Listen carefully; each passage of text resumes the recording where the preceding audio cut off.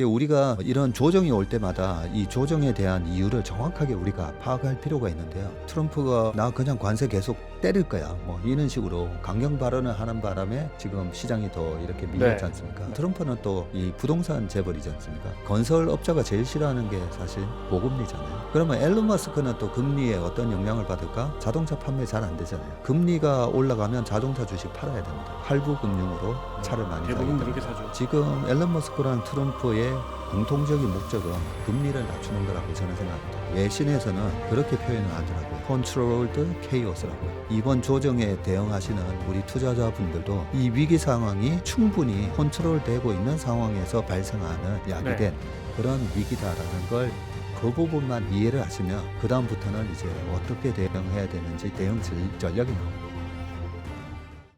심층 인터뷰 시작합니다. 미국의 경기 침체 우려가 커지고 있고 여기에 물가까지 조금 튀어오르고 있고요. 그죠? 또 우리 헌재가 결정 자꾸 나오지 않으면서 우리 정치적 불확실성 정말 아주 커지고 있습니다. 여기에 오늘 우리 공매도까지 재개됐거든요. 우리 증시 급락했습니다. 채슬리 투자자문의 박세익 대표님 자리했습니다. 어서 오십시오. 안녕하세요. 네. 이것저것 뭐 안 좋은 여건만 있어요. 네, 대표님 보시기엔 어때요? 오늘 왜 이렇게 많이 밀렸어요? 우리나라 공매도 재개도 있고 네, 여러 가지 미국의 불확실성 뭐 이런 것도 있는데요. 공매도 때문이라기보다는 아무래도 4월 2일부터 시행된다는 그 관세 영향이 네. 그게 가장 큰 것 같고요. 우리 시장에 있어서 좀 영향을 주는 게 장중에 저희 같은 실전에서 투자를 하고 있는 사람들은 이 나스닥 선물 이런 것도 보거든요. 나스닥 선물도 약하고 그리고 사실 우리나라 공매도랑 전혀 상관없는 일본 시장이 마이너스 4% 빠졌거든요. 네. 네, 그래서 많은 분들은 오늘 외국인의 매도를 보면서 야 공매도 재개하니까 봐라 이렇게 시장이 삼성전자, 뭐 배터리주, 네. 급락하지 않느냐. 공매도에 영향을 받은 주식들이 분명히 있긴 있습니다. 있긴 있는데 일본이 우리나라처럼 공매도를 오늘 시작한 건 아니거든요. 그러니까요. 네. 4.05% 빠졌는데 네. 그래서 오늘 시장 하락의 가장 큰 원인은 아무래도 트럼프의 관세. 네. 4월 2일. 네. 뭐. 그것 때문이다라고 생각합니다.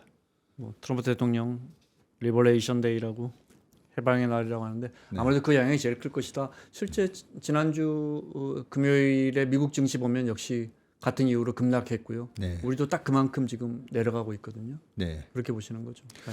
그래서 오늘자로 우리나라 1분기가 끝났지 않습니까? 그렇군요. 네, 3월 31일이라서 네, 1분기가 끝났기 때문에 한 분기 이렇게 좀 정리를 해보면서 시장을 어떻게 대응해야 하는 게 맞는지 그거를 좀 전까지 제가 10분 전까지 막 자료 만들다가 뛰어왔거든요. 네. 오늘 그 그래서, 따끈따끈한 자료 보면서 설명 듣겠습니다. 네. 그러면 자료 보면서 좀 말씀을 드리겠습니다. 코스피 2025년 1분기 성과는 지금 보시다시피 작년 연말 코스피 종가가 2,399였었거든요. 네. 그게 뭐 장 시작하자마자 살짝 밀리는 듯 했었지만 2,386.84를 기록했었지만 올해 2월 달에 3월 초까지 강세장이 이어지면서 2,680까지 갔었습니다. 그래서 올해는 국장이 좋고 위장이 상대적으로 좀 안 좋다. 뭐 이런 얘기가 나올 정도로 시장이 2,680.70까지 갔었는데 오늘 종가가 2,481로 끝났습니다. 끝났는데 오늘 시장만 보면 역시 우리나라 시장 안 되나 뭐 약간 이런 느낌이 드는데 연초 이후 그래도 3.4% 네, 플러스가 나고 있고요. 제가 지금 여기 보시는 이 차트가 코스피 주봉 차트인데요. 코스피의 저점을 이렇게 연결한 선하고 고점을 연결한 선 이렇게 보면 이 저점을 연결한 선에서 작년 11월, 12월 달에 그때 트럼프가 당선되면서 우리 시장이 좀 추가적으로 더 빠졌지 않습니까? 그리고 또 12월 3일 날 계엄 사태 때문에 그때 뭐 시장이 또 약간 패닉이었었고요. 그럼에도 불구하고 시장이 2,680까지 반등이 들어왔었거든요.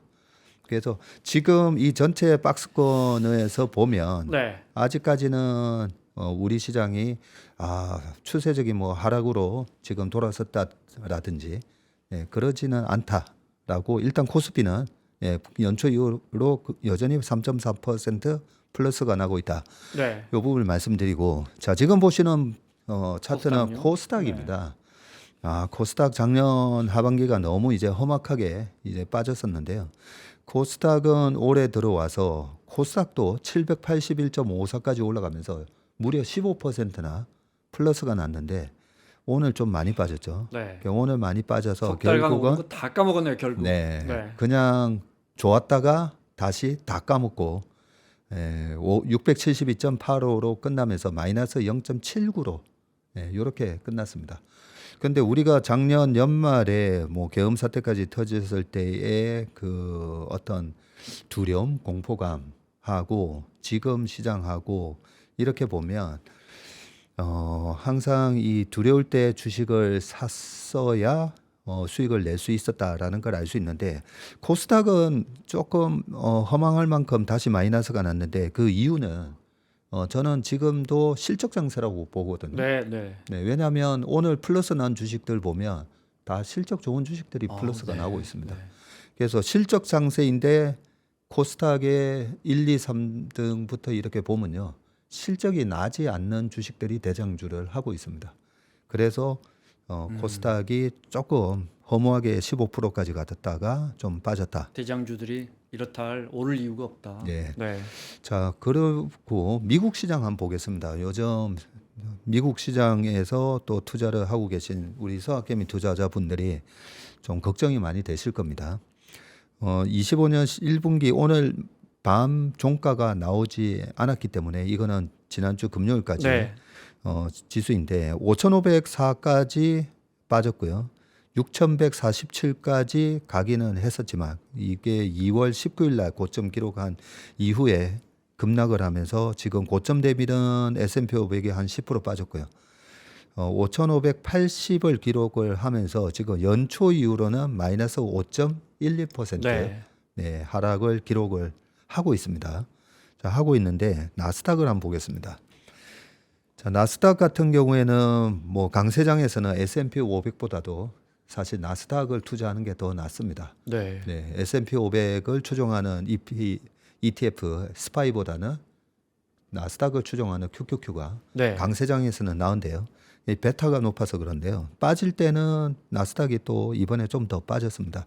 지금 17,321을 기록하면서 10.3% 정도 연초 이후로 지금 빠져 있고요. 고점 대비는 15% 정도 지금 빠져 있습니다. 2월 16일 날 기록을 했던 2200에서 좀 빠져 있는데 네. 15% 빠져 S&P랑 나스닥 분명히 저희가 봐도 체감이 다른 것 같아요. 네, 다릅니다. 자, 그러면 미국 시장은 또 어떤 주식들이 빠졌나라고 보면 작년까지 이익을 주도를 했던 뭐 M7을 비롯해서 그런 기업들의 지금 이익 추정치가 약간씩 둔화되고는 있습니다. 그래서 S&P 500 전체적으로도 작년 12월 말에 예상을 했던 25년 EPS 증가율보다는 지금 3개월이 지난 시점에서는 올해 작년 연말에 기대했던 것만큼은 증가율이 안 나올 거야. 이렇게 좀 바뀌었고요. 최근에 GDP에 대한 부분도 1분기 GDP가 뭐 마이너스 2.8% 그 역성장할 수도 있다. 뭐 이런 얘기도 나오지 않습니까? 네, 그렇기 때문에 미국 시장 같은 경우에도 그동안은 미국 시장만 올랐던 이유가 페드의 고금리 때문에 전체적으로 글로벌하게 성장을 하기가 좀 힘든 장이었습니다. 과거 2년 동안 보면요. 왜냐하면 페드가 물가를 잡기 위해서 금리를 올리면서 보통 GDP는 우리가 정부 지출 그리고 개인 소비 그리고 기업의 투자 그리고 순수출로 그렇게 GDP 성장률을 구하지 않습니까? 그래서 페드가 금리를 올렸던 이유는 물가를 잡기 위해서 개인 소비랑 기업에 투자하지 마라는 상황을 만들어 놨던 거거든요. 그런 상황에서도 그동안의 2년 동안에는 미국은 정부가 지출을 많이 했습니다. 바이든 정부 때 정부가 지출을 많이 했고 그렇게 고금리 상황에서도 현금을 잔뜩 들고 있는 미국의 빅테크 기업들이 또 엄청난 돈질을 했었죠. 그것 때문에 엔비디아가 주도주가 되면서 네. 그 엔비디아의 밸류 체인들이 강하게 올라가는 그런 장을 연출을 하다 보니까 미국 말고는 투자할 데가 없어. 그런 상황이 없다면 올해 들어와서는 좀 바뀌었죠. 실제로 뱅크 오브 아메리카의 글로벌 펀드 매니저 서베이 조사만 보더라도 지금은 EU의 비중을 좀 높여야 되는 거 아닌가? 그리고 중국의 네. 비중을 높여야 되는 거 아닌가? 미국의 대표적인 빅테크가 M7이라면 중국은 C4라고 하죠. 네. 그래서 뭐 알리바바, 그다음에 텐센트, 샤오미 뭐 이런 기업들이 있습니다. 바이두 뭐 이런 것까지 다 해서 그래서 최근에 자금의 실질적인 머니 무브가 좀 있었습니다. 네. 그 글로벌 펀드 매니저 설베이를 보니까요. 빅테크를 좀 줄이고 중국이나 유럽의 비중을 높이는. 실제 중국 증시가 연초에 좋았었는데 지금 어떻게 됐나 모르겠네요. 지금도 나쁘지는 나쁘진 않습니다. 않고요. 네. 여전히 조금 약간 쉬어가는 모습은 있었어도 요즘은 중국 증시를 보면요. 조정을 받을 때는 마이너스 1%, 올라갈 때는 플러스 2, 3%. 네. 예, 여전히 항생 지수를 보더라도 항생 지수도 계속 이 5개월 이평선을 지지하면서 올라가고 있는 그런 모습을 보이고 있기 때문에 최근에 2018년 시장하고 비교를 하시는 분들도 많거든요. 네. 2018년이 트럼프 2기 때 본격적인 무역 전쟁을 시작했던 게 2018년이지 네. 않습니까? 그래서 2018년 시장하고 비교하시는 분들도 많은데 그때 2018년도에 홍콩 중국 시장을 보면 굉장히 안 좋았습니다. 2018년 초부터 연말까지 계속 우하향 트렌드의 하락장이었는데 최근에 보면 홍콩 시장, 중국 상해 시장 전부 다 우상향의 모습을 나타내고 있습니다. 그래서 지금은 크게 이제 요약을 해서 말씀드리면 트럼프의 관세가 불확실성을 야기시키면서 투자자들이 제일 싫어하는 게 불확실성이니까요. 그런 부분이 있고 두 번째는 미국 외에 투자할 데가 많아졌네. 이 부분이고 세 번째는 뭐냐면요. 최근에 페드의 고금리 상황에서도 미국 정부가 돈을 풀고 그다음에 미국의 빅테크가 돈을 썼다고 했지 않습니까? 네. 근데 최근에 잘 생각해 보시면 미국 정부는 지금은 예산 삭감을 하고 돈을 지출을 줄이고 있죠. 그래서 그동안 2년 동안에 페드의 고금리 상황에서 미국 정부가 돈을 엄청나게 써줬거든요. 거기에 낙수 효과로 미국의 기업들이 막 올라갈 수 있었는데 그랬죠. 네. 지금 지금 앨런 머스크랑 트럼프 정부는 한 1조 달러 줄여보겠다 이러면서 돈을 오히려 안 풀고 있습니다. 그 영향이 있고 두 번째 빅테크들은 그러면 계속 돈질을 하고 있느냐. 최근에 마이크로소프트 같은 경우에도 데이터 센터에 대한 부분을 뭐 리스 계약을 이런 거 취소하고 있잖아요. 여전히 이제 돈을 쓰기는 쓰는데 재작년에 보여줬던 야 이거 AI 데이터 서버 이런 거에 대한 투자를 하지 않다가 우리가 겪게 될 위험은 데이터에 오버 투자를 하다가 겪는 위험보다 더 클 것 같다. 그게 이제 메타의 CEO가 구글의 CEO가 했었죠. 그런 식으로 이제 돈질을 했는데 그 부분도 약간 이제 주춤하고 있는 그런 역량 때문에 미국 시장이 지금 조정을 받고 있다라고 네. 봐집니다. 저걸 좀 여쭤볼게요. 두세 가지로 나눠서 트럼프 대통령이 이런 상황에서 주가가 계속 밀린다면 워낙 여론에 예민한 사람이기 때문에 뭐 이른바 트럼프 푸시라 그러잖아요. 뭔가 약간의 부양책을 내놓지 않을까. 과거에도 보면 뭐 저 테슬라 백악관 앞에 6대 세워놓고 뭐 이렇게 쇼도 좀 하고 하던데 네. 워낙 그런 걸 잘하는 사람이니까 뭔가 이런 기대감도 있고 그 다음에 또 다른 기대감은 기본적으로 거래 기술이기 때문에 이렇게 블러핑하는 거 한두 달 지나면 그렇게까지 뭐 지금 뭐 자동차 품목별로 25% 때리고 상호관세 또 4월 2일 날 20% 때리고 뭐 그렇게까지는 안 갈 거야. 좀 낮아질 거고 시장이 이제 불확실성이 사라지면 장이 이제 움츠렸다가 다시 정상화되지 않을까. 이 두 가지 다 희망 섞인 또는 세 번째는 그렇게 안 될 거야. 재무장관 이야기 보면 궁극적으로는 좋은 방향으로 갈 거니까 큰 시장에 뭐 우리가 뭐 정부가 도와줄 거라고 기대하지 마라. 그건 정말 사실은 미국의 원조 공화당 노선인데 이 세 가지 중에 대표님이 보시면요. 네. 지금 트럼프가 아니야 나 그냥 관세 계속 때릴 거야. 뭐 이런 식으로 강경 발언을 하는 바람에 지금 시장이 더 이렇게 밀렸지 네. 않습니까? 네. 그래서 아니 트럼프는 재벌이고 앨런 머스크는 주식 부자인데 주식을 떨어뜨려야 될 이유가 없기 때문에 우리는 트럼프 풋을 지금 기대하고 있잖아요. 네. 네, 그런데 왜 이러지? 그리고 오늘 제가 들었던 얘기인데 지금 이 미국과 뉴욕, 홍콩의 헤지펀드들이 이 트럼프 트레이드라고 작년 트럼프가 당선되면서 와 작년 트럼프 1기 때도 2017년도에 주가가 많이 올랐었으니까요. 그러면서 트럼프 트레이드를 하기 위해서 레버리지를 일으키면서 많이 질러놨다가 그 헤지펀드들이 거의 다 지금 박살나고 있겠네요. 박살나고 그 박살나면서 막 로스컷 지금 나오고 있고요. 레버리지를 일으키다 네, 보니까 지금 그런 상황이다 보니까 그 헤지펀드들도 지금 멘붕 상태인데 아니 도대체 왜 이래잖아요. 네. 거기에 대한 저는 해답이 이번에 트럼프 대통령의 첫 국무회의 했던 거를 아마 생각해 보시면 2월 달에 있었다.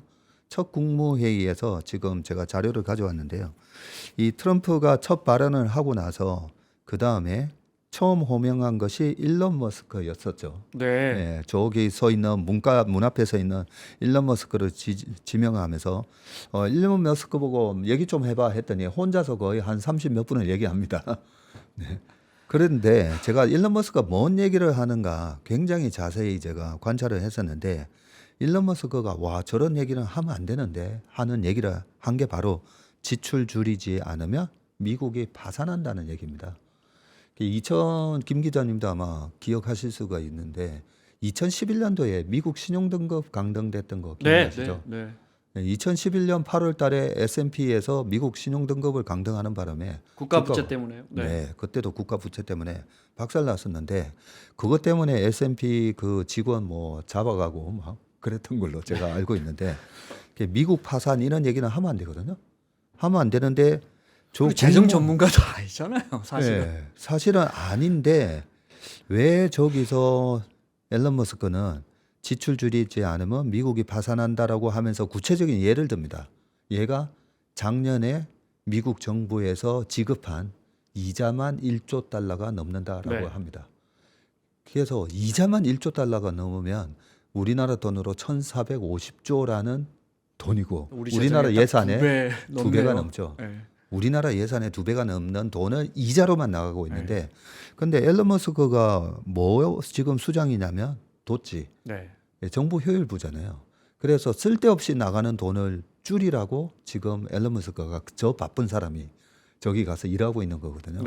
앨런 머스크나 트럼프가 봤을 때는 트럼프는 또 이 부동산 재벌이지 않습니까? 건설업자가 제일 싫어하는 게 사실 고금리잖아요. 그래서 금리에 대해서 너무나 잘 알고 있을 겁니다. 그러면 앨런 머스크는 또 금리에 어떤 영향을 받을까? 자동차 판매 잘 안 되잖아요. 지금 글로벌하게 그렇군요. 자동차는 금리가 올라가면 자동차 주식 팔아야 됩니다. 할부 금융으로 차를 많이 사기 때문에. 대부분 그렇게 사죠. 그래서 지금 앨런 머스크랑 트럼프의 공통적인 목적은 금리를 낮추는 거라고 저는 생각합니다. 그래서 트럼프가 2월 달에도 관세 그대로 시행할 거야. 3월 달에도 관세 그대로 시행할 거야 해놓고 사실은 안 했잖아요. 블러핑이라고 아까 말해 주셨는데 하면 안 되죠 사실. 하면 오히려 수입 물가가 올라가게 되니까. 하면 안 되는데도 그렇게 불확실성을 야기시키면서 금리를 좀 인하하는 방향으로. 왜냐하면 불확실성이 올라가면 ISM 제조업 뭐 구매 관리자 지수 이런 데도 설베이에 보면 트럼프가 될지 바이든이 될지 트럼프가 될지 해리스가 될지 모르기 때문에 지금은 관망한다 이런 그런 설문조사가 작년 대선 전에도 있었거든요. 그런데 지금 트럼프가 관세를 어느 나라에 얼마만큼 때릴지 모르는데 무슨 투자를 하겠어요. 무슨 조달을 하고. 이런 상황을 연출하는 게 GDP가 1분기에 마이너스 2%가 넘는 그런 둔화가 예상될 수가 있는데도 왜 저렇게 말을 할까? 저는 금리를 떨어뜨리기 위한 상당히 의도된 우리가 이런 조정이 올 때마다 이 조정에 대한 이유를 정확하게 우리가 파악할 필요가 있는데요. 그래서 그 외신에서는 그렇게 표현을 하더라고요. Controlled Chaos라고요. 케이오스 상황인데 컨트롤도 되고 있는 케이오스라는 거죠. 얼마든지 트럼프 말 한마디로 관세 일단 6개월 연기할게요. 이렇게 버리면 증시가 폭등할 거 아니에요. 그렇죠. 그 다음 날. 네, 그래서 지금의 조정을 우리가 잘 좀 정확한 원인 파악을 해야 되는데 처음에 그때 코로나 때 코로나가 2019년 11월 달에 발발하고 12월, 1월, 2월 중국에서 한국으로 넘어오고 이때는 하다가 나중에 전 세계로 퍼졌을 때 그거는 컨트롤드인가 언컨트롤드인가 보면 컨트롤이 안 되는 네. 위기였지 않습니까? 네. 그런데 지금은 컨트롤 되고 있는 위기라는 거죠. 그래서 2022년 상황하고 2020년 코로나 때랑 다르거든요. 22년대에도 시장이 조정을 받았을 때 그때는 페드가 금리 올리면서 네. 조정을 했잖아요. 페드가 우리가 예상치 못했던 수준까지 금리를 올리면서 제가 생각했던 것보다도 더 빠졌거든요, 시장이. 그런데 그 하락의 원인도 페드가 얼마든지 네. 금리로 컨트롤하는 상황에서 발생한 조정이었다는 거죠.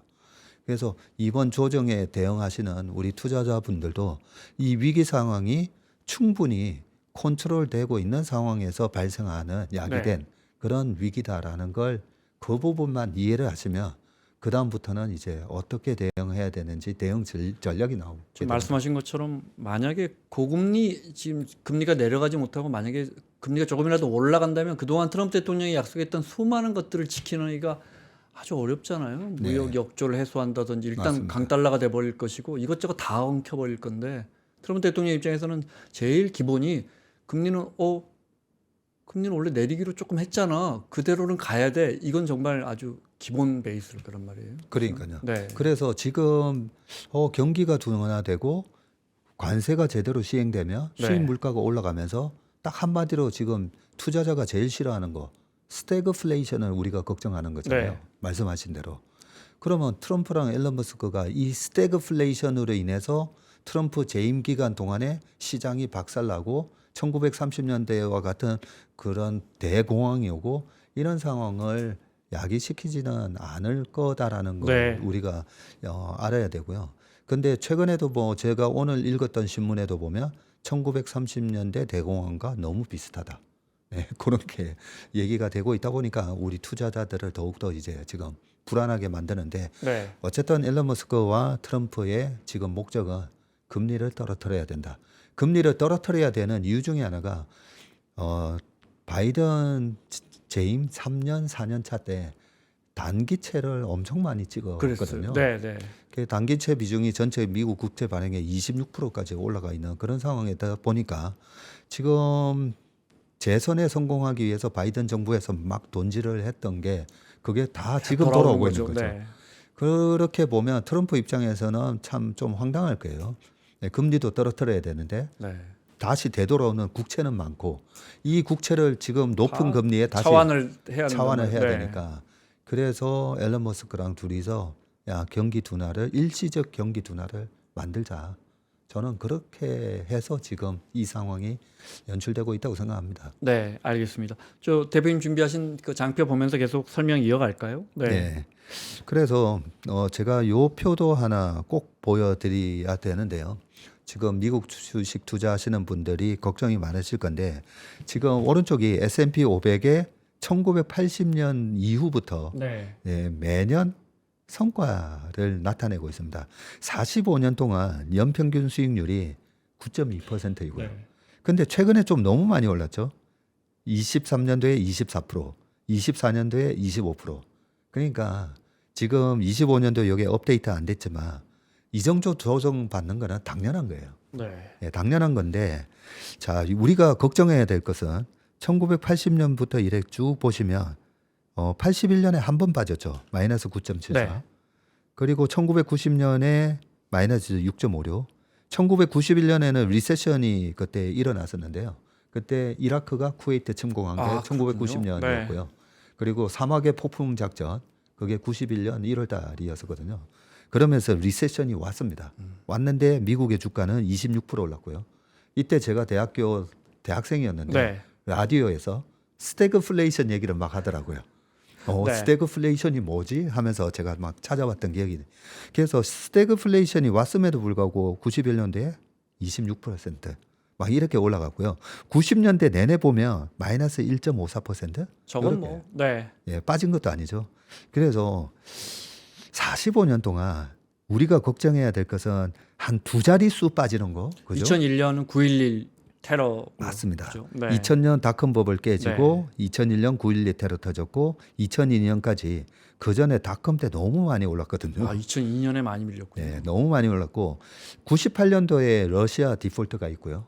그러면서 페드가 돈을 또 금리를 막 낮추고 하면서 98년도에 나스닥이 2,100이었는데 99년 연말 되면 5,100까지 올라가거든요. 네. 네. 그게 한 2000년도에 4,000 뭐 그 정도 하다가 2002년인가에 1,400인가까지 떨어지잖아요. 빠지고 네네네. 최바닥이 1,100까지 다시 다 빠집니다. 네. 네. 5,000에서 1,100까지 됐으니까 80%가 맞아요. 빠지는데 네.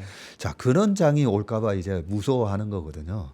그런 장이 올까봐 무서워하는 건데 그러려면 엄청난 거품이 이제 발생을 해야 되고 그때 당시에 나스닥은 한 PER 170배 정도였고요. 지금 나스닥이 최근에 좀 주가 빠졌지 않습니까? 그래서 한 25배 하고 있습니다. 네. 그래서 너무 이제 닷컴 버블 때, 네, 요때 닷컴 버블 때랑 가끔씩 비교하시는 분들이 많은데 그러려면 엄청난 거품이 발생해야 된다라는 거 네. 말씀드리고 자 그때 닷컴 버블 깨진 이후로는 보면 2008년도에 38% 이때 고점 대비는 한 50% 빠졌었거든요. 글로벌 금융위기. 네, 글로벌 금융위기 때고 그 다음에 좀 많이 빠진 게 22년이었습니다. 22년 19.95, 20% 정도 역시 빠졌. 글로벌 금융위기 때 충격이 정말 특히 미국 시장은 어마어마했고 어마어마했습니다.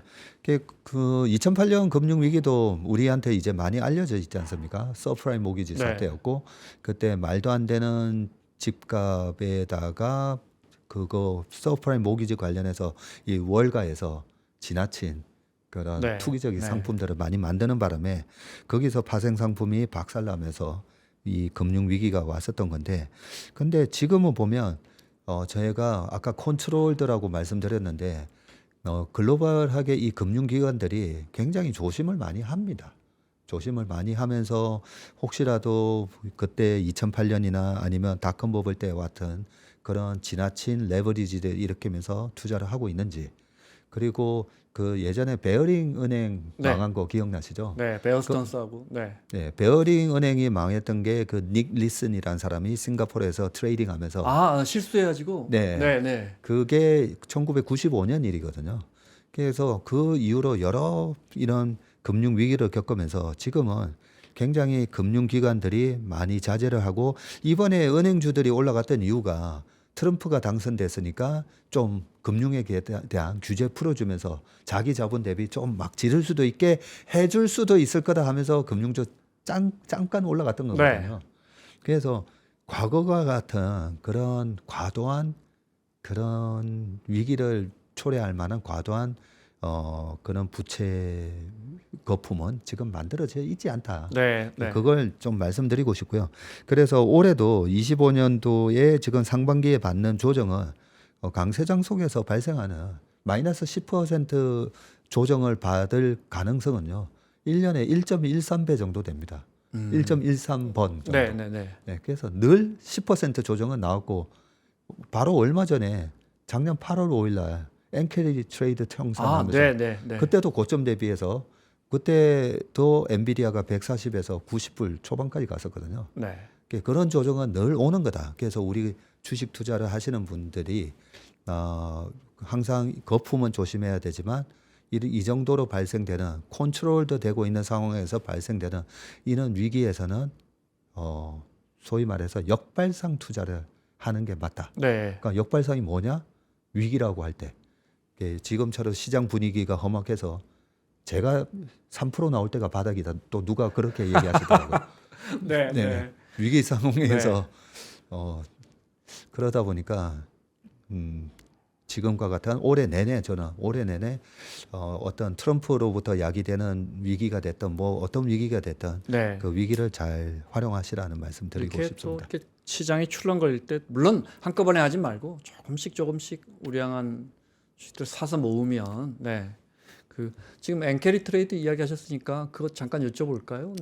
아무래도 금리가 미국 금리 그래도 내려간다고 보고 근데 저 뭐야 BOJ는 아무래도 금리 올리고 싶어 한단 말이에요. 예. 여전히 저 엔캐리 트레이드에 대한 그 청산될 우려는 계속되고 있는 거예요. 아니면 지난해보다는 좀 약해졌다 그 압력이 이렇게 볼 수 있나요? 네. 이번에 지금 미국 시장이 언제 저점을 찍었냐면요. 3월 13일 날 저점이 나왔거든요. 네. 올해 저점에. 네. 그 3월 13일 그 주에 어떤 일이 있었냐면 3월 18일하고 19일 날 FOMC 회의 있었죠. 그리고 BOJ 통화정책 회의가 있었습니다. 네. 네, 작년 12월 18일, 19일 그 언저리에서도 시장이 한번 출렁거리거든요. 그때도 BOJ의 통화정책 회의랑 FOMC 회의가 또 겹쳤었고요. 방금 이제 8월 5일 작년 8월 5일에 있었던 엔캐리 트레이드 그 전이 7월 30날 BOJ 금리 네. 회의에서 네. 금리를 올려버렸잖아요. 그 금리를 올리면서 이 투자자들이 이 엔캐리 트레이드 청산이 저도 사실은 항상 그 부분을 체크하고 있거든요. 네. 그 저리에 일본의 엔화를 빌려서 그걸 달러로 바꾸든 뭘로 바꾸든 해서 투자 자산에다가 투자를 해서 레버리지를 일으키는 행위인데 네. 워낙에 워낙 그 뭐 오랜 세월 동안 누적돼 있는 엔화 투자가 있기 때문에 그러니까요. 그래서 그 규모가 얼마냐 뭐 이런 거는 사실 정확하게는 알 수는 없습니다.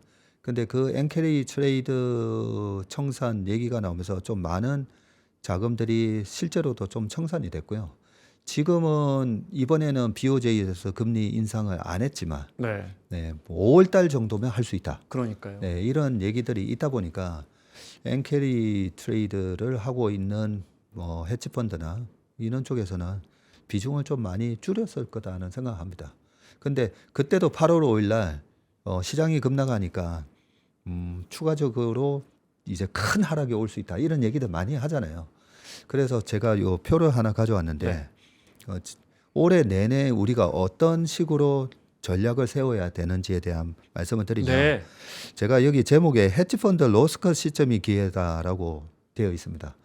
예, 저부터도 아무래도 제가 주식을 많이 투자하고 있으면 우리 고객의 계좌에 주식을 100% 채우고 있으면 아무래도 주식을 좋게 보려고 하고 네, 없으면 또 안 좋게 보려고 하고 네. 그런 바이어스가 있을 수가 있지 않습니까? 인지 편향이 있을 수가 있기 때문에 이 헤지펀드들이 쓰는 알고리즘이랑 이런 걸 해서 제가 그 체슬리 AI라고 네. 이런 걸 이제 개발을 했는데요. 네. 밑에 연도가 잘 안 보입니다. 네. 대표님이 뭐 설명을 주시죠. 드리겠습니다. 네. 지금 여기 첫 번째 이렇게 큰 신호가 나왔던 게 23년 10월 말이었는데요. 23년 10월 말이면 우리가 생각해 보면 2023년 10월 초에 이스라엘 하마스 전쟁이 일어났고요. 네.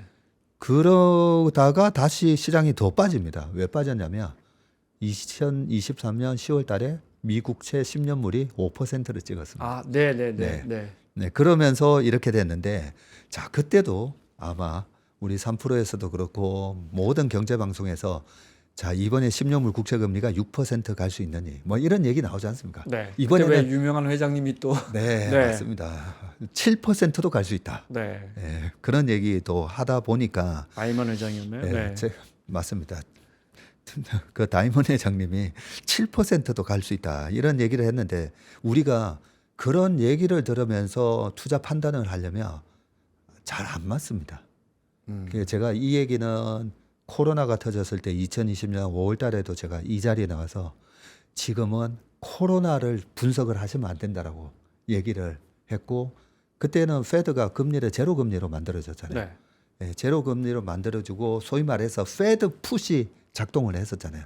어그레시브하고 프로그레시브 네. 하면서 우리가 시장에 유동성을 공급한다 뭐 이런 얘기를 다 답을 다 줬는데 우리가 그때 1년 내내 코로나 분석하고 면 안 된다는 거죠. 그래서 그때 상황에서도 어떤 패닉 셀링 지표라든지 이런 걸 보면서 이제는 시장이 어떤 주식이 주도주가 될까 그런 거 이제 공부하셔야 된다 이런 말씀을 드리는데 제가 이 말씀을 또 드리는 이유가 요때가 미국 10년물 국채금리 5% 찍었고 네. 그리고 요때가 그 8월 5일 엔캐리 트레이드 청산 작년 네, 작년 8월 5일이었어요.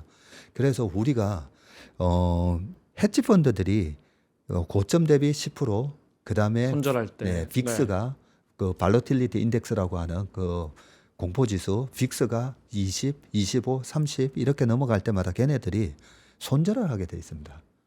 어쩔 수 없어요. 손절할 네, 수밖에 네. 없어요. 왜냐하면 레버리지를 쓰고 있기 때문에 거의 300%, 400% 레버리지를 쓰거든요. 네. 옛날에 그 롱터 캐피탈 매니지먼트라고 노벨 경제학상 네, 네. LTCM. LTCM이 400% 레버리지 쓰고 있었거든요. 그러면 25%만 터져도 청산이에요. 그러네요. 25%만 네, 손실 나도. 네. 그래서 이런 가운데 보면 막 투매가 나타나는데 우리나라에서 시장에서 신용 반대 매매 나오는 걸 상상하시면 되는데 미국은 기관 투자가의 비중이 80%가 넘거든요. 그 기관 투자가 중에는 롱텀하게 투자하는 투자자도 있고 ETF 투자자도 있지만 미국에서 그 부채를 일으켜서 투자하는 걸 우리가 마진뎁 트레이딩이라고 하지 않습니까? 그 규모가 1200조 정도 됩니다. 네. 네, 엄청난 자금이 레버리지를 일으키다 보니까 얘네들이 여기서 손절한다는 거죠. 그러면 이 손절하는 타이밍에 저희 고객분들도 항상 전화가 오십니다. 네, 좀 과격하게 주식 투자하시는 네. 분들은 저희한테 맡겨놓은 거 말고도 이제 따로 많이 하시다 보니까 네. 그 걱정이 돼서 전화 오시거든요. 그 몇몇 분들이 전화 올 때가 항상 바닥이긴 한데 네, 오늘 그 중에 네. 한 분이 전화가 오셨어요. 네. 그 국내 주식 투자하시는 분인데 그분이 저희도 예전에 제 방송국 근무할 때 뭐 아나운서 후배가 선배 이거 사야 돼요 물어보고 오면 그게 고점이다. 그게 고점이고. 네. 그 우리가 휴먼 인덱스라고 하지 않습니까? 네. 그래서 오늘 우리 3프로에서 출연 요청이 긴급하게 온 거, 네. 그리고 그 고객분이 인간 전화가 온 지표예요? 거, 네. 이런 것만 보더라도 우리가 재미로 고객분들 제가 중에 말씀드렸지만 아까 말씀하신 것처럼 이렇게 크게 출렁일 때 오히려 더 좀 넣어주세요 하시는 분들도 있지 않아요? 네, 그래서 자금 관리가 되시는 분들은 네. 이제는 저희 스타일도 좀 아시다 보니까 이런 위기가 기회다라는 걸 아시고 저희 고객분들은 요즘 이제 증액을 오히려 이렇게 빠졌을 때 네. 사실 내가 돈이 한 8천 더 있었는데 네, 이러면서 자금을 넣으시는 분이 네. 있는데 그래서 뭐 좋은 질문을 하셨는데 우리가 똑같은 이 변동성은 1년 내내 10년 내내 주식하는 내내 발생하는 겁니다. 그래서 워런 버핏이 그렇게 얘기했죠. 내가 투자한 주식이 50% 빠질 수 있다라는 걸 모르면 주식 투자하지 말라고. 그게 변동성 자산이라는 네. 거거든요. 근데 이 변동성이 기회가 되기도 하고 위기가 되는데 아까 레버리지를 잔뜩 일으키는 헤지펀드한테는 청산을 당하는 위기가 될 거고요. 자금 관리가 돼 있으신 분들한테는 이게 다 기회가 되는데 네. 워런 버핏이 최근에 보면 현금을 많이 들고 계시잖아요. 다 그러네요 또 그 할아버지는. 네. 네. 아니 지금 말씀하신 뭐 워런 버핏까지 갈 것도 없고 늘 이렇게 출렁거려서 할 때 개인 투자자는 탄환을 이미 다 써버렸고 네. 진짜 이 크게 투자하시는 분들은 여전히 지를 게 남아 있잖아요. 맞습니다. 네, 탄환이 남아 있잖아요. 그래서 제가 이 업계에서 제가 31년째 지금 근무하고 있는데요. 제 주변에서 주식으로 큰 돈을 버셨던 네. 분의 특징이 이런 위기 상황에서 내가 주식 풀로 들고 계시대요. 근데 돈이 어디서 있는지 또 더 사신다는 거예요. 아니 주식 풀로 들고 계신다면서요. 왜냐하면 워낙 주식을 좋아하시고 네. 컨빅션이 있는 주식을 들고 계시다 보니까. 근데 자금 관리가 돼 있으시더라고요. 워런 버핏은 지금 단기채 이런 데 많이 들어가 있는 것처럼 이런 위기라고 느껴지는 이런 눌림목이 오면 또 사시더라고요. 그런 분들이 결국은 주식시장에서 나중에 보면 그러니까요. 살아남고 네, 네. 큰 돈을 버셨더라고요. 그래서 이번 2025년 지금 상반기 1분기를 지금 지나가고 있는데요. 요거 하나 더 좀 네. 보여드리겠습니다. 그 지금 이제 시장에서 우리가 어떻게 할 건가인데 그 지금 미국의 10대 헤지 펀드 중에 7개는 다 퀀트 베이스로 네. 운영을 하고 있습니다. 네. 그래서 지금 S&P 500에 1928년부터 거의 100년 동안에 월간 수익률이거든요. 월간 수익률. 이 월간 수익률 보면 2월 달 안 좋고 3월 달 좀 회복되다가 이게 4월입니다. 4월이 수익률이 되게 좋고요. 전체 12개월 중에 2등이에요. 그리고 5월 달은 우리가 셀인메이 이런 말 많이 하지 않습니까? 5월 달에 팔아라고. 그래서 뭐 할로윈 때 10월 말에 사서 5월 달에 팔라 이런 전략 때문에 5월 달이 좀 안 좋습니다. 근데 6월 7월 되면 또 올라가요. 그래서 7월이 실질적으로 보면 제일 수익률이 좋은 달인데 그런데 요걸 갖다가 좀 더 구체적으로 대통령 집권 1년 차, 네. 1년 차만 또 따로 분류를 지금 해가지고요. 방금 표하고 다른 거군요. 네. 네. 그거는 그냥 100년치고요. 네. 1928년부터 100년치인데 미국 대통령 집권 1년 차의 S&P 500의 월간 수익률은 어땠나 봤더니 역시 2월 달 안 좋습니다. 근데 3월 달 회복되다가 4월, 5월 그리고 6월 이렇게 좀 무슨 수익률이 개연성이 있어야 할 거 아니에요. 왜 그렇죠? 요 부분에 임기와 관련해서. 네, 이 부분에 대해서 좀 말씀드리면 네. 1년 차 지나면서 또 9월, 10월 달에는 좀 주식이 빠지고 그러네요. 네, 또 대통령 2년 차가 보면 항상 좀 시장이 안 좋습니다. 네, 2018년하고 비교를 많이 좀 하신다 했는데 2018년은 대통령 2년 차였고요. 4년 차인가 5년 차 임기 4년 차 되면 또 좋아지는 거 아니에요. 네. 그죠? 그 2년 차가 왜 제일 우리가 조심해야 되는 제가 여의도의 좀 낙관주의자로 그렇게 알려져는 있지만 제가 내년 시장 되게 안 좋게 보거든요. 네. 미국 대통령 2년 차인데요. 2년 차에 왜 시장이 좀 영향을 받을까 제가 생각해 봤더니 2년 차에는 중간 선거가 있잖아요.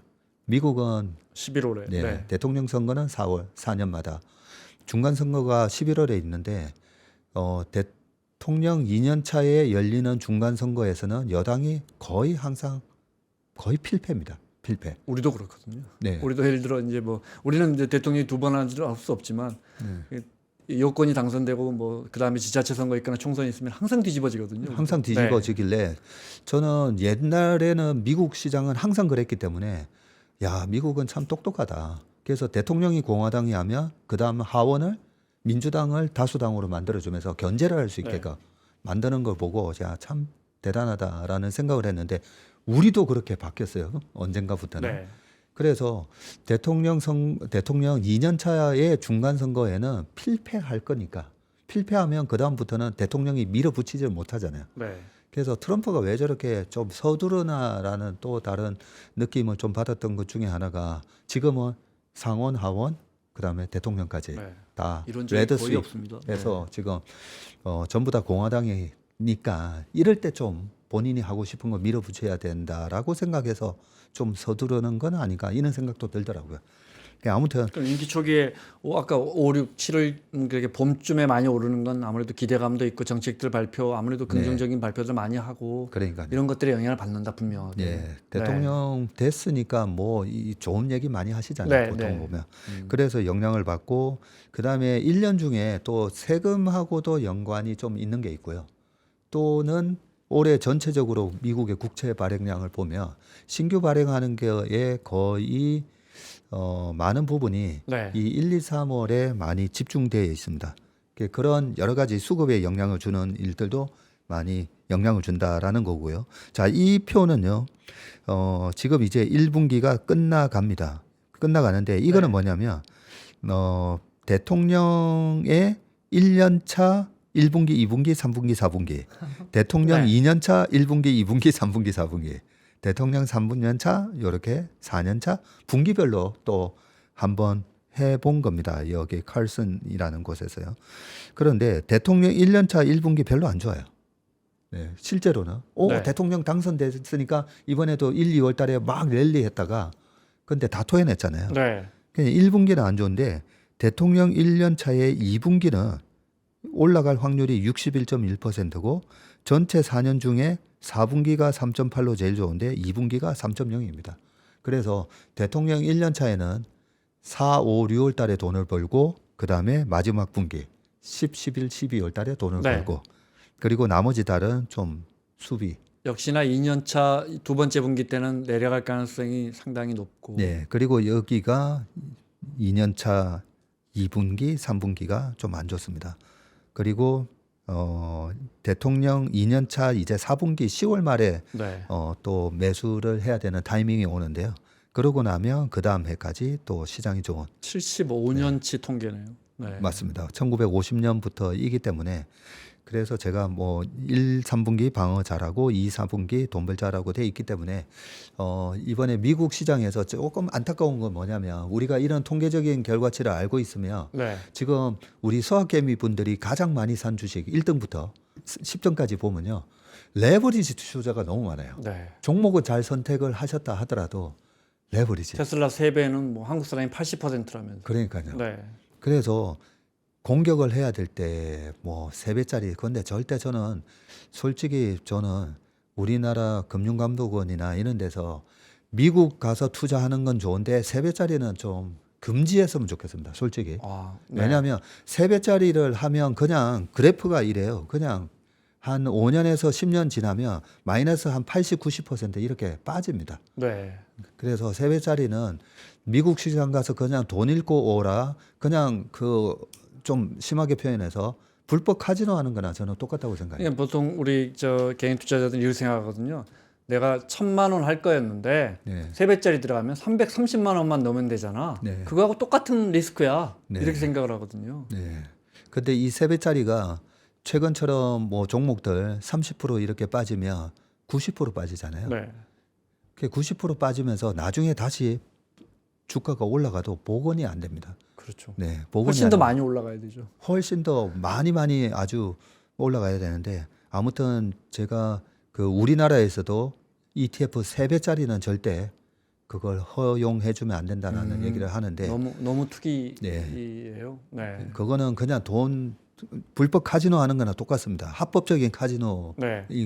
셈인데 아무튼 그 3배짜리를 하시면 안 되는데 2배짜리 정도는 아까처럼 그렇게 헤지 펀드들이 로스컷 할 때 그럴 때 2배짜리 정도 들어가도 돼요. 네. 들어가도 되는데 이런 표도 이 그 카피 좀 해놓으시고 그러니까요. 예. 아니 3배짜리가 돈이 되고 수익률이 낮다 싶으면 왜 기관 투자자들이 안 하겠습니까? 네. 전부 개인들만 하잖아요. 그러니까요. 네. 절대 3배짜리는 하시면 안 되고 아무튼 이번 2분기에 좀 만회를 할 수 있는 기회가 네. 온다라고 생각하니까요. 2분기에 우리나라 시장, 미국 시장 다 좀 돈을 많이 버셨으면 네. 좋겠습니다. 다음 거 볼까요? 다음 표 다 보신 건가요? 네, 그리고 요것도 제가 하나 준비한 보여드릴게요. 질문을 예, 우리 김 기자님한테 이 표를 못 보신 것 같아서 네. 제가 작년에 3% 1월 달에 나왔을 때 이제 보여줬던 표인데요. 아까 왜 그럴까요? 그 월별 수익률의 차이가 나는 거. 네. 이거는 홀수년도, 짝수년도. 이게 코스피, 코스닥인데 짝수년도 오른쪽에 코스닥 평균이 마이너스 17.8%.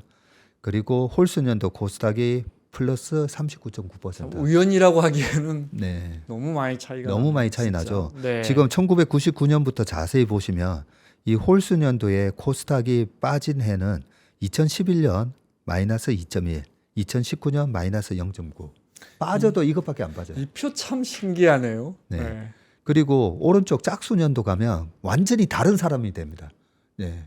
지킬과 하이드 완전히 다른 오른 사람이 게 돼요. 2번밖에 없어요. 코스닥에 네. 오른 게 2번밖에 없고 빠질 때 처참합니다. 23, 79, 38, 52. 이 표를 작년 제가 상반기 내내 보여드리면서 코스닥은 작년에는 조심하자 이런 얘기였는데 그 올해 지금 아까 제가 코스닥 복귀하면서 홀수해입니다. 네, 홀수해고 분기별로 보면 1분기가 이렇게 미국 시장도 안 좋고 우리나라 시장도 좀 안 좋은 시기라서 거기에 이유는 트럼프의 관세이지만 과거에도 요때 이 수많은 빠졌을 때 이유 없이 빠졌겠습니까?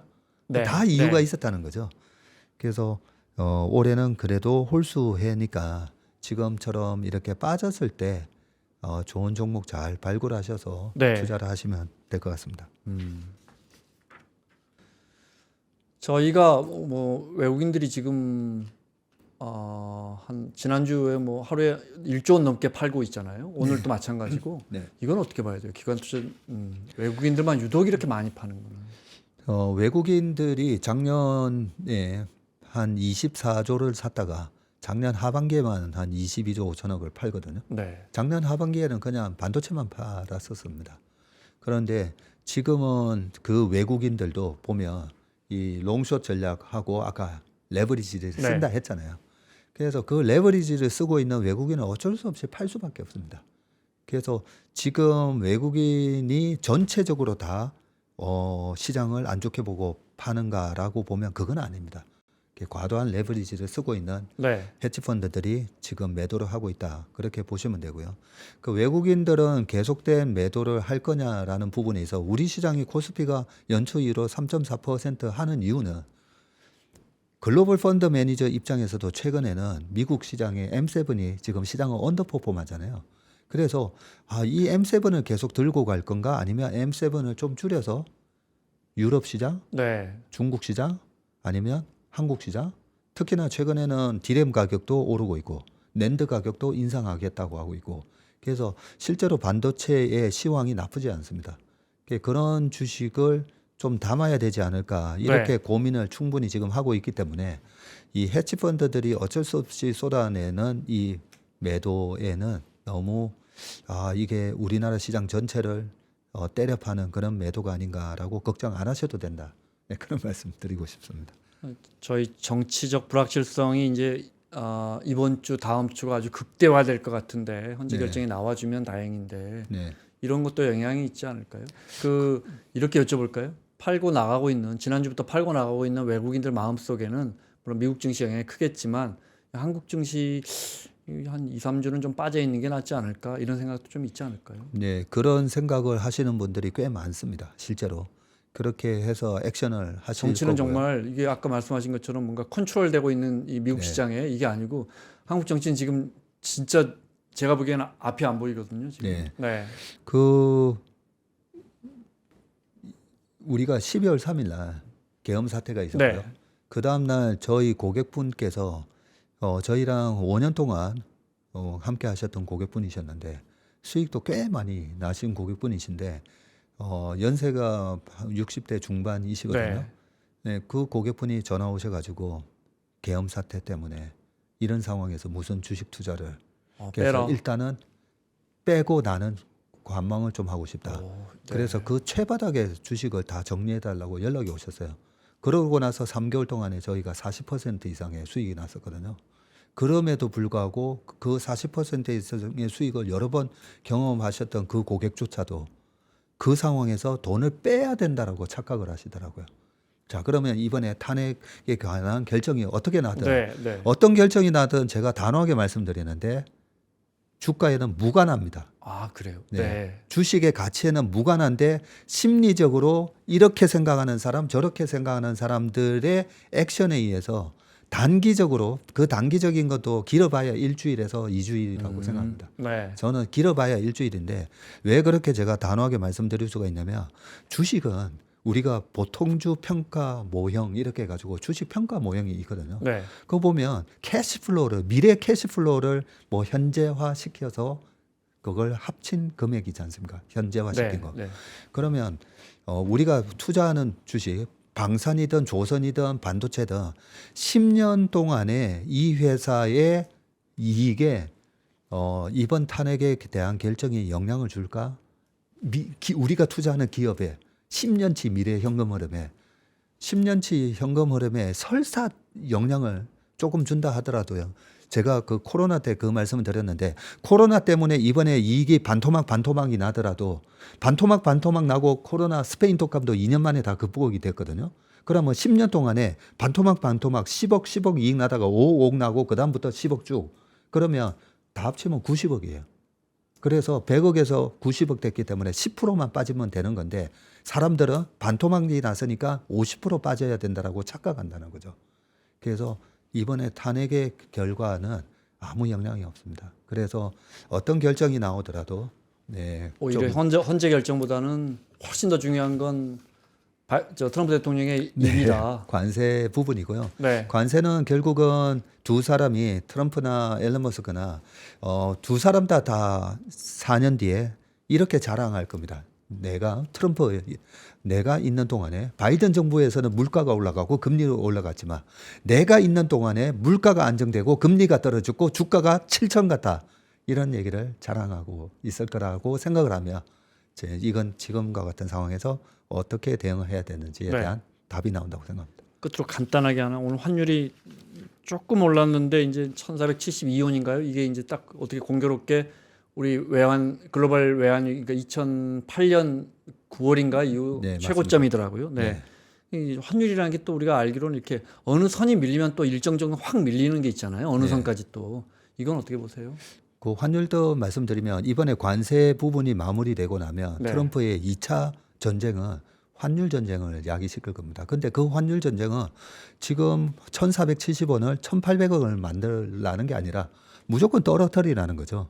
위안화가 7.2대가 있는 것을 6.5가 됐든 6이든 떨어뜨리라고. 달러가 너무 강해서 미국 기업이 너무 손해를 보고 있다.